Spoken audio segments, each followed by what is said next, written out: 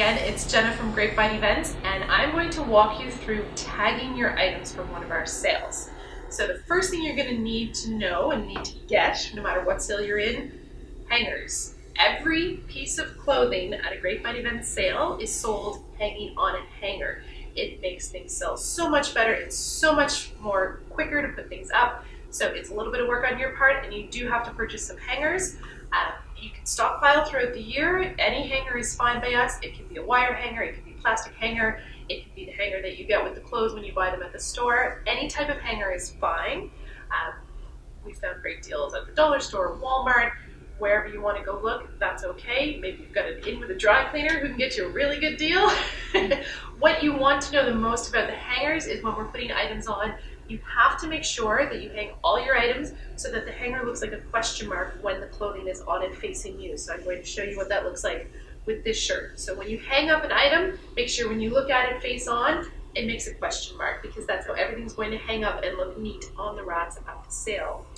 Keeping with that, we ask that you try to put the tag on the right-hand side if possible, because again, it'll make it easier for the shopper to see the price quickly. If there is a tag inside the item, you can attach your price tag to that tag. If not, try to find a seam on the right-hand side.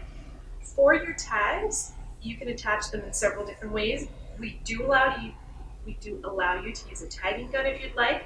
We caution that you really do need to make sure you get it into a seam, or preferably on an existing tag on the item. We find that sometimes when our cashiers are taking the tags off, if you use a tagging gun, there can be damage to the clothing item if it hasn't been put in a seam or an existing tag.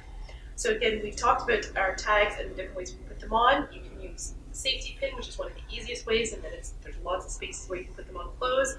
You can use your zip ties to put it through the existing tie. When you're doing these for a women's sale, you want to make sure that you don't put the pin through and around the hanger, because the item has to be able to be taken off the hanger. When you're hanging things, make sure that everything is buttoned or zippered up, and so that it hangs appropriately and it stays on the hanger. That's very important. We want to keep as many things on the hangers and not falling off as possible. And let's see, so this is a shirt, a children's shirt. We've got the hanger the right way, everything's buttoned up, price tag is on the right hand side. If you're doing pants, you're going to want to make sure you have a hanger that has a bar across so that you can attach them. For the children's sale, it is okay to attach pants to a regular hanger like this. If you're selling in our women's sale and preparing things for those, any pants or skirts or anything need to be on a proper pants hanger, because again, those items can come off the hanger for our sellers to try on. So you can go through just the edge of the pants or through belt loops and attach them to the hanger. If you wanted to sell these two items at a children's sale together as an outfit, you can do that. We ask you to put the two hangers together, and you're going to take a zip tie or a rubber band to connect these two hangers together, and I'll show you what that looks like right here with these sleepers. Now, with these children's items, you can see that they are on child-size hangers. We find that very important for the small, say, 2T and under items. You definitely want child-size hangers so that things fit properly. For larger items like big fleece onesies and larger shirts, adult-size hangers are okay. That's acceptable. So again, you can see that we've got 3 hangers here attached together with the rubber band, and it says very clearly on the tag that it's a set of 3. So if you're bundling things together, make sure you mention that on your tag as well.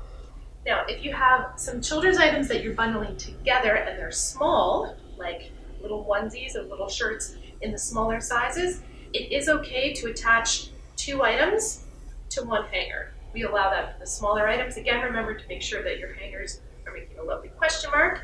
And you can see here that the tag has gone right through the zipper on the front of the onesie. So if there's not an inside tag, feel free to use the zipper. The less holes and potential damage you can make to an item, the better. So, and just see that there's 2 little safety pins to keep those attached together. Again, only for small items in the children's sale, please, for attaching items that way. So that covers most of our clothing questions in terms of how you would present things for the sale. Then we get into the things that are a little bit more trickier. Now these can be, might end up using a little bit of creativity when you come to tag items that aren't clothing. For jewelry, what we suggest is that you use string or again a zip tie, depending on how large the holes are on your necklace, and you can just attach the tag that way. If you're selling earrings, we've had earrings just poke the holes and put them right into the price tag themselves. That can be a really great way to put out jewelry.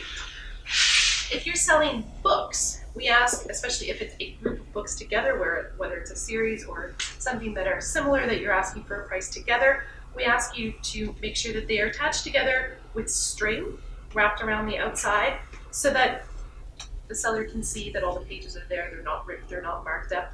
We ask that you not put groups of books inside bags. We would rather have them wrapped up with string, and then it's very easy to put a little zip tie or get a safety pin and attach your price tag.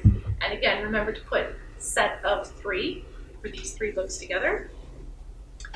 If you're selling DVDs or CDs or video games that are in packages like this, we ask that you not cover up the side, because what's going to happen at the sale, our volunteers are going to check for quality control. They're going to open up and make sure there is actually something in the case before it goes out on the sale floor, because we've all had it happen to us that we think there's something there and our children find it and take it back out. Once we have looked at it for quality control at the sale, we will put a little sticker across it so that shoppers are not opening them up at the sale. So we ask that you put your tag on the front or the back. We suggest the back so that people can see what it is. So with this, you're going to want to use your packing tape, and we want packing tape, not Scotch tape. Scotch tape is not going to be strong enough to hold up to the wear and tear bead on the sale floor. And you can see that the packing tape does not cover the barcode. Don't ever, please, cover the barcode, because if you cover the barcode, it's going to make it very difficult for us to scan your item and for us to sell it. We need to have that barcode accessible, and our cashiers need to be able to take this off easily. So if you leave part of it untaped, it's very easy for them to rip off that part and be able to scan your item. Now, another item that you might have questions about, shoes. So if you're selling shoes in our women's event, we ask that you do not attach the shoes to each other, because again, people are going to want to try them on. So we ask that you put the price tag on the bottom. Again, you can see the packing tape is across the top and it's not attached at the bottom. So it'd be very easy for us to bring that through at the cash. And with women's shoes, we find that they're very easy to keep together on the tables as pairs. With the children's shoes, it's a little trickier. There's usually a lot of them. Things get very piled up in the kids' shoe section, so we do ask that you connect your shoes together if you're selling them. So you can see with this pair of sneakers, the zip tie has gone through the laces on each shoe and then gone through the price tag. That's a fantastic way to do it.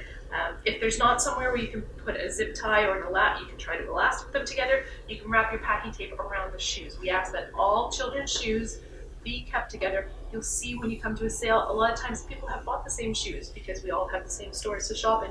We might have several pairs of the same shoe, same size. So it's very important that you keep your shoes together, and these are not going to be tried on the way the women's shoes are.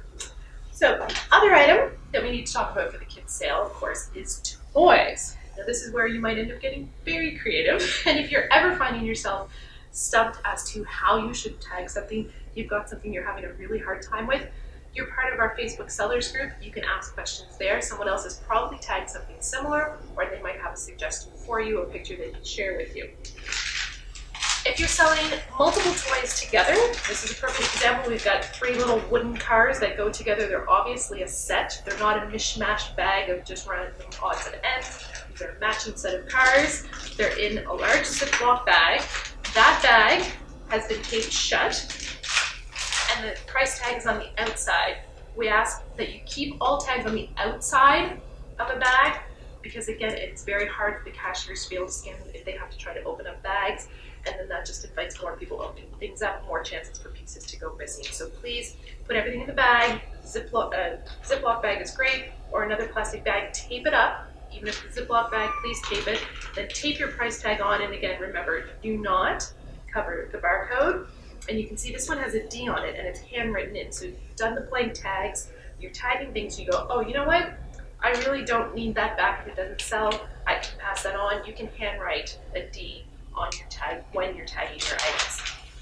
Now, if you've got something that's a little bit more challenging, you've got something like a little gold farm that has lots of pieces to go with it, what you're going to want to do is you're going to take out all your animals. You're going to put them together in a Ziploc bag the same way that has been done with these toys. You're going to take that bag and you're going to attach the entire bag to the farm. And what you can do for that is if you punch a hole in the edge of the Ziploc bag, and then you can zip tie it, or you can just tape it right to the farm. And again, on the tag that you put on, make sure that you say there are multiple pieces. If you describe it, it'll be that much easier for us to make sure that everything is there when the person brings it to the cash to purchase it. And those are all our tips that we have for tagging most of the items that you're going to put into a Grapevine event sale. Again, if you're ever stumped about anything, you can ask in our Facebook sellers group, or you can send an email to us directly, info@grapevinesellers.ca. And you can also find some tips and tricks and everything you might want to know on the website, grapevineevents.ca.